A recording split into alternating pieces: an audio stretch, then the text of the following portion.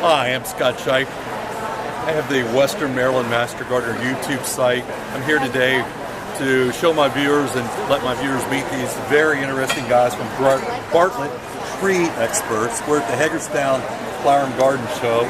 This is March 12th, 2017, and we're going to talk about the issue with the emerald ash borer that has plagued us here in Western Maryland. Hi, I'm Dan. I'm the arborist rep for Washington County with Bartlett Tree Experts, and I'm here with Dan Yates. I'm the arborist representative for Frederick County, Maryland. And we just wanted to talk to you guys about EAB and kind of how it started, what to look for on your trees. EAB came over from Asia, started in Michigan, and has moved its way east and westward from there. As it stands right now, Maryland has EAB. If you have an ash tree, it's something you need to take action on right now. Either you need to take the tree down or treat the tree, and there's a few things to look for right now. Yeah, the first noticeable symptoms for emerald ash borer are usually the areas where woodpeckers have stripped away the bark in the upper third of the crown of the tree. You generally hear about the exit holes from EAB, but if you're finding exit holes on the wood of the tree, it's probably already dead. The exit holes are one of the last things you'll see during an infestation. The bark itself will look almost whitish from the areas where the woodpeckers have stripped it away. And as that bark becomes increasingly denuded, the level of dieback in the tree increases exponentially. Hagerstown City Park had all the ash trees injected. Most of them are 36 inches in diameter at the base, the 48. Is that correct? It's actually a little bit less than that. It's below 35. Below 35 for the most part. But they were injected several years ago. I was out there like a week after they injected the trees. What's the success rate on the health of those trees? When done correctly, and they were, the success rate's 100%. The major important thing is finding the ash trees and treating them before they get too bad. Okay. The treatment's 100% successful when doing the trunk injection. So what are the heights of the tree at City Park? The heights vary dramatically. I would say probably 65 to 70 foot range for the most part. With a few are a little larger, 80-foot range. Yep. Okay. I was curious. Like I said, I saw the little sides. I saw the green marks on the tap root. Yep. On the root flare. On the root flare, right. Yep. So that's a treatment that needs to be performed every 2 years.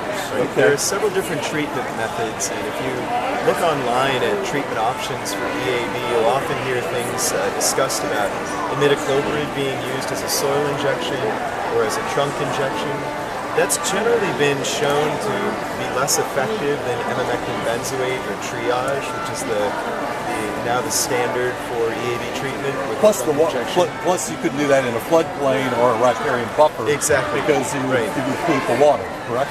Well, yes and no. I mean, there's actually been recent studies that have shown that imidacloprid has fairly poor soil mobility, but the laws are still there that prevent you from treating within 50 yards of the riparian buffer. And then regional laws in areas like around Deep Creek Lake, I think it's 50 feet restriction. You can't go within 50 feet of a stream bed or lake. But emamectin benzoate is the most effective treatment when it's installed properly. It needs to go into the root flare of the tree, at the base of the tree.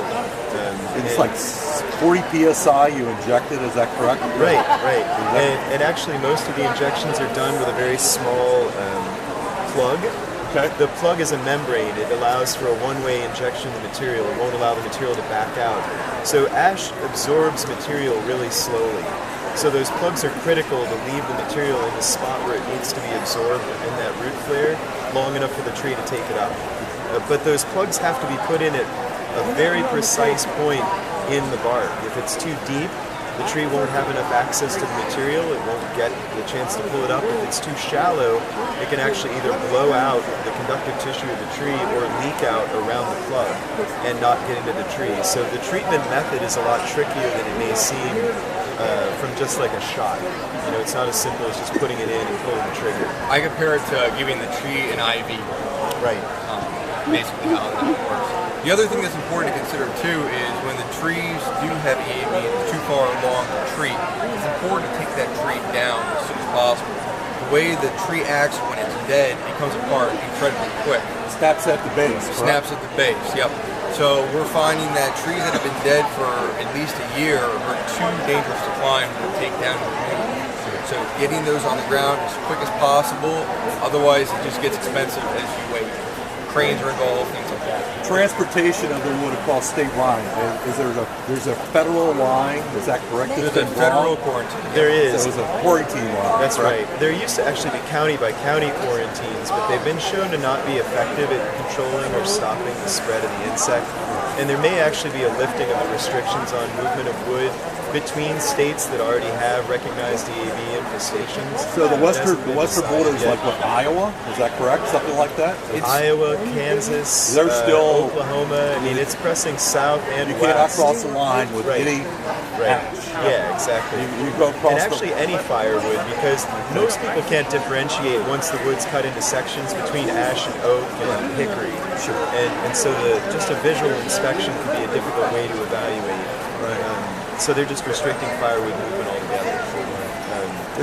So tell me about the branching of ash that's very unique in comparison to most trees. It has a very unique opposite, is that correct? Opposite branching. Opposite branching, correct? Which is very rare. Right. Correct? Fairly rare. So all the other trees have staggered branching, correct? Right. Alternate. Alternate. Yep. Correct? Alternate. One interesting thing about ash, and we get called about this a lot, there is a maple that has a very similar branching structure. It's called box elder. And it's often referred to commonly as the ash leaf maple. Right. And we get called out to look at box elders often, just to tell people that tree is fine. It's not going to be an issue. But that's the easiest way to determine if it's an ash by the branching. Exactly. Correct. And right now, we go out in the woods. I mean, that would be the only way, really. Yeah. At this rate, the safest thing to do is if you think you have an ash, have somebody take a look at it, have a professional take a look at the tree and evaluate it. Yeah, that's right. Great. And as far as thresholds go, if you have an ash that you suspect is being affected by emerald ash borer and you've noticed there's some crown decline, generally when we get beyond 40% of crown decline in a tree, that tree is too late to treat. So if it's really important to you, we can try, but if you think about the IV analogy, once a tree has lost a lot of its crown and its leaves, it's not able to circulate as well as it can when it has a full crown, so the material doesn't distribute as effectively or efficiently, and that treatment may not work.